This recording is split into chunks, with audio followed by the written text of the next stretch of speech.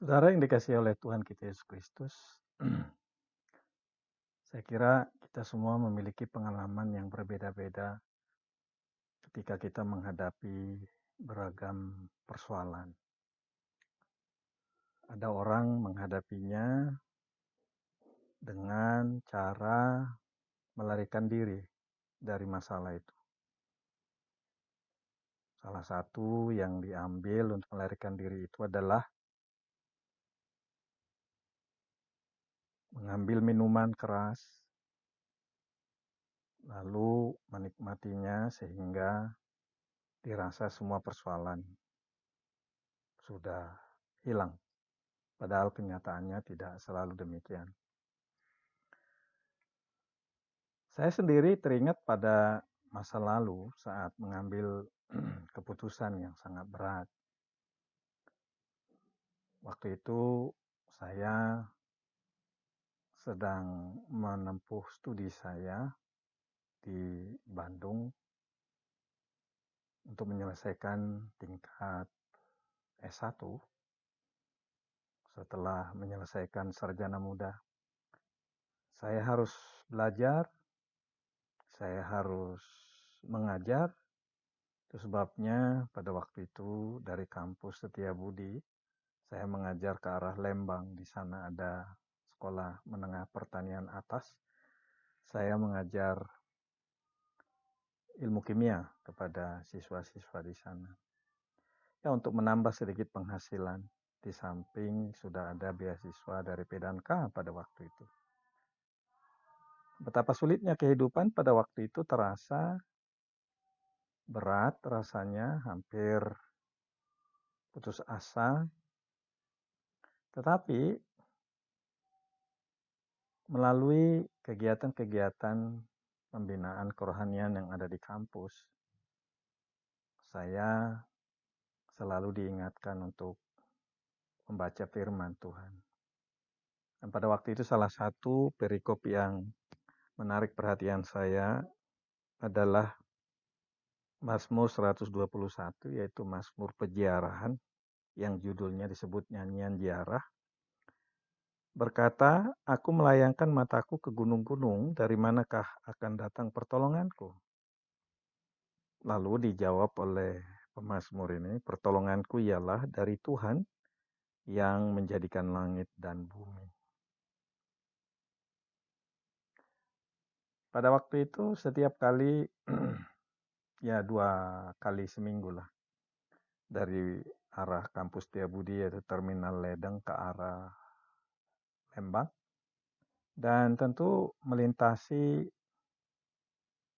karena jalan masih sepi ya, melintasi perbukitan, lalu turun, kemudian harus berjalan ke kampus sekolah. Dan saya melihat gunung Tangkuban Perahu dari kejauhan. Dan disitulah saya kemudian seperti diingatkan oleh Mazmur ini. Aku melayangkan mataku ke gunung. Gunung di depan saya adalah Gunung Tangkuban Perahu. Dari kejauhan melihatnya. Dan waktu itu juga firman Tuhan ini begitu hidup dalam diri saya. Aku melayangkan mataku ke gunung-gunung. Gunung-gunung yang di sana, yang tinggi, yang indah, yang biru bahkan masih kelihatannya karena pohon. Aku melayangkan mataku. Dari manakah pertolonganku akan datang? Kalau saya melihat ke bagian belakang, ada lagi gunung lain ke arah Penorpong Bintang, Bosca. Itu juga di daerah pegunungan. Jadi kalau saya lihat ke belakang, ya lihat ke depan, ada gunung. Dan kemudian firman Tuhan ini berbicara, aku melayangkan mataku ke gunung-gunung, dari manakah pertolonganku akan datang? Lalu dikatakan pertolonganku ialah dari Tuhan yang menjadikan langit dan bumi. Lalu kemudian hati saya menjadi sejuk. Dan kemudian dikatakan oleh pemazmur ini bukan hanya bahwa pertolongan Tuhan itu dia akan dapatkan, namun ruang lingkup dari pertolongan Tuhan itu ialah melintasi batas waktu. Karena si pemazmur di sini menggambarkan Tuhan bagaikan seorang penjaga dan penjaga yang tidak akan tidur. Sementara manusia yang dijaganya tidur, tetapi Tuhan penjaga itu tidak akan tidur. Dan kemudian berulang kali digambarkan bahwa Tuhan adalah penjaga. Tuhanlah penjagamu, katanya ayat 5, Tuhanlah naunganmu di sebelah tangan kanan. Dirasakan Tuhan begitu dekatnya sampai digambarkan di sebelah kananmu. Kemudian, karena rupanya si pemazmur ini berziarah, biasanya peziarahan itu dari daerah lain menuju Yerusalem ketika mereka ingin merayakan Paskah atau hari-hari raya lain. Maka mereka berjalan dan berjalan dan berjalan menuju Bait Allah di Yerusalem. Dan tentu ada panas, ada terik matahari. Namun dikatakan matahari tidak menyakiti engkau pada waktu siang, atau bulan pada waktu malam. Karena Tuhan dalam peziarahanmu, dalam perjalananmu menuju sebuah tujuan di depanmu, Tuhan akan menjaga engkau terhadap segala kecelakaan. Ia akan menjaga nyawamu. Bahkan Tuhan akan menjaga keluar masukmu. Sini ada keyakinan yang sangat luar biasa dari pemazmur, yang pada waktu itu menguatkan hati saya. Dan kemudian kalau peristiwa ini saya membaca merenungkan Mazmur ini terjadi sekitar tahun-tahun 79 sampai 80 dalam perjalanan saya, ya, dari daerah Ledeng ke daerah Lembang itu, bahkan dimulai sebenarnya pada awal tahun 79, ya, karena saya diperkenalkan pada waktu itu untuk boleh mengajar di SPMA di Lembang itu. Menjadi hidup luar biasa. Peziarahan, perjalanan dari awal sampai akhirnya. Dan ketika saya merenungkan belakangan ini, saya juga melihat, ya, hidup adalah sebuah peziarahan, sebuah perjalanan. Ada awal yang kita lalui, lalu kemudian ada tujuan yang kita capai. Dan seringkali kita tidak tahu di mana tujuan itu dan bagaimana tujuan itu akan dicapai, karena begitu banyaknya tantangan, baik di dalam diri kita ada ketakutan, ada kegelisahan, ada kecemasan, tetapi juga dari luar sana ada banyak persoalan.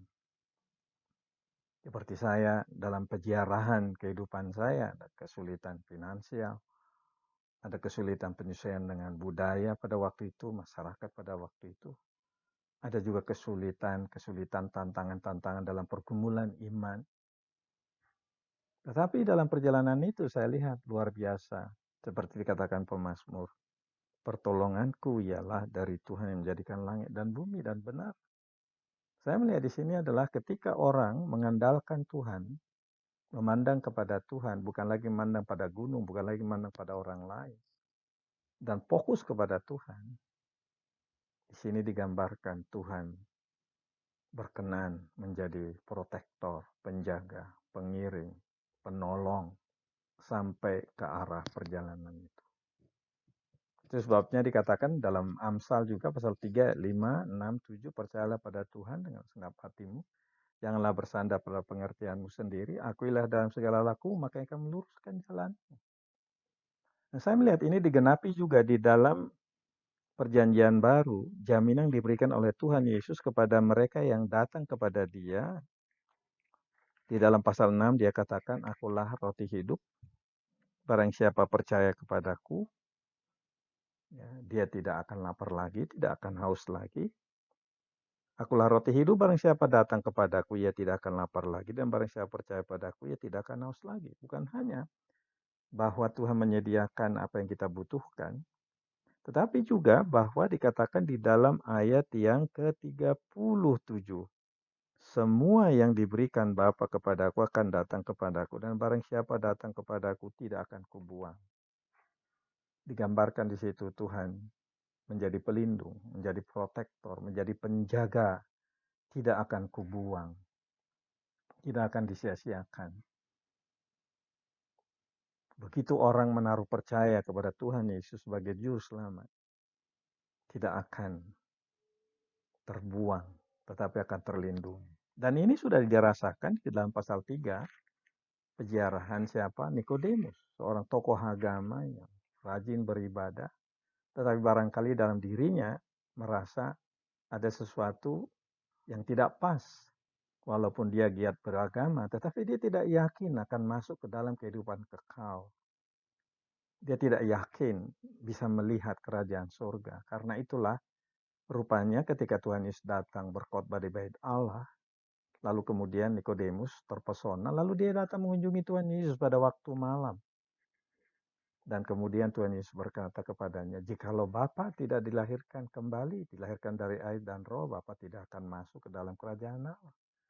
Dan terjadilah percakapan itu, apa maksudnya? Lalu kemudian Tuhan Yesus mengatakan, memperkenalkan dirinya bahwa dialah anak manusia yang diutus dari sorga untuk memperkenalkan siapa Allah. Kasih Allah yang begitu besar akan dunia ini, sehingga barang siapa yang percaya pada dia sebagai yang diutus oleh Allah, tidak binasa melainkan beroleh hidup yang kekal. Dalam arti lain adalah masuk ke dalam kerajaan Allah, melihat kerajaan Allah. Kapan? Bukan hanya nanti, pada waktu sudah meninggal, tapi di sepanjang hidup ketika orang membuka hati kepada Tuhan Yesus dan melihat perkara-perkara besar, hal-hal yang misteri menjadi kemudian jelas di dalam perjalanan mereka. Itu sebabnya dikatakan, barang siapa percaya kepadaku, dia tidak akan lapar lagi, tidak akan haus lagi, tidak akan kubuang. Dan di dalam Mazmur dikatakan, dialah penjagamu, dia akan menolongmu, dia akan menjaga keluar masukmu sampai pada akhirnya dalam perjalanan.